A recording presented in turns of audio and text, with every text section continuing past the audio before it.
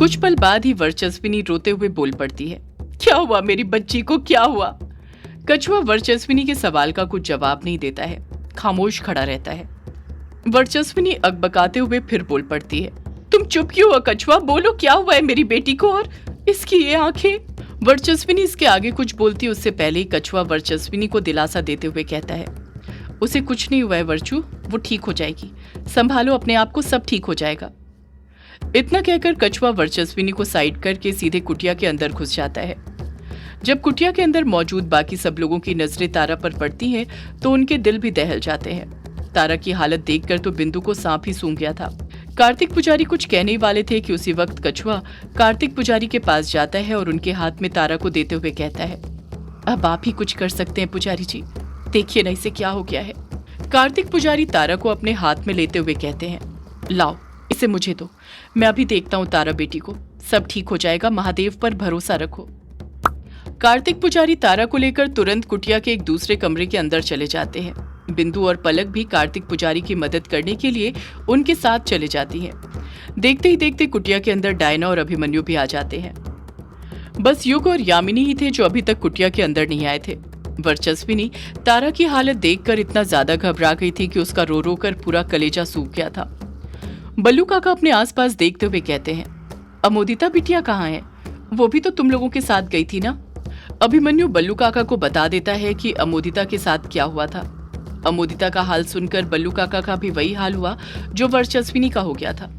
उन्होंने भी रोना शुरू कर दिया था। अभिमन्यु ने अभी बल्लू काका को अमोदिता के बारे में बताया ही था कि तभी बाहर से वहां पर कायर और चैटर्जी आ जाते हैं। कायर कमरे के अंदर घुसते ही कहता है, तुम लोग आ गए। चैटर्जी भी बोल पड़ता है, महादेव का लाख लाख शुक्र है कि तुम सब सही सलामत आ गए। डायना कायर और चैटर्जी दोनों को घूरते हुए कहती है, तुम दोनों कहाँ थे, हमें तो आए हुए काफी वक्त हो गया है। चैटर्जी हकलाते हुए कहता है, वो मैं वॉशरूम गया था। कायर चुप ही रहता है, वो डायना के सवाल का खुद से कुछ जवाब नहीं देता है। डायना कायर से पूछती है, और तुम कहाँ थे कायर? कायर हिचकिचाने लग जाता है पर कुछ जवाब नहीं देता है। डायना कायर पर दबाव बनाते हुए फिर उससे पूछती है, बोलो कायर, तुम कहाँ पर गए थे? कायर बात को कुछ घुमाते हुए कहता है, देखो तुम लोग ना मेरी बात सुनकर मुझ पर गुस्सा मत करना। डायना गुस्से के साथ बोल पड़ती है, बातें घुमाना बंद करो कायर और सीधे सीधे बताओ कहाँ गए थे तुम। कायर झट से बोल पड़ता है, वो मैं सिगरेट पीने गया था। डायना अपनी दोनों भवें ऊपर उठाते हुए हैरानी के साथ कहती है, क्या कहा, सिगरेट पीने के लिए? कायर हामी भरते हुए कहता है, हाँ डायना, सिगरेट पीने के लिए। वो क्या है ना, तुम तो देख ही रही हो कि यहाँ पर कितनी टेंशन चल रही है, इसलिए स्ट्रेस को कम करने के लिए मैं सिगरेट पीने चला गया था। डायना कायर पर चिढ़ते हुए कहती है, कायर तुम भी ना, यहाँ पर तुम्हें सबके साथ रहने के लिए कहा था, उनकी हिफाजत करने के लिए, और तुम सिगरेट पीने चले गए। कायर शर्मिंदा होते हुए अपना सिर नीचे झुका लेता है पर पलटकर कुछ नहीं कहता है। 2 घंटे तक उस कमरे के अंदर एकदम खामोशी छाई रहती है। कार्तिक पुजारी तारा का उपचार कर रहे होते हैं और बाकी सब गहरे सदमे में थे। सुबह हो चुकी थी, बाहर की रोशनी भी कुटिया के अंदर आने लग गई थी। कछुआ, अभिमन्यु और डायना दोनों को कई चोटें लगी थी, पर वो सब अपना दर्द भूलकर बस तारा के बारे में ही सोच रहे थे।